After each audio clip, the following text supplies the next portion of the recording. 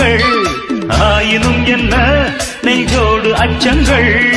ஆனந்த சங்கமத்தில் அச்சம் வருமா பூக்களை கிள்ளுவதால் ரத்தம் வருமா இதுபோல் இதமோ சுகமோ உலகத்தில் இல்லை இவளின் குணமோ மனமோ மலருக்குள் இல்லை சேலை கட்டும் பெண்ணுக்கொரு வாசம் உண்டு கண்டு கொண்டே கண்களுக்குள் பள்ளி கொண்டே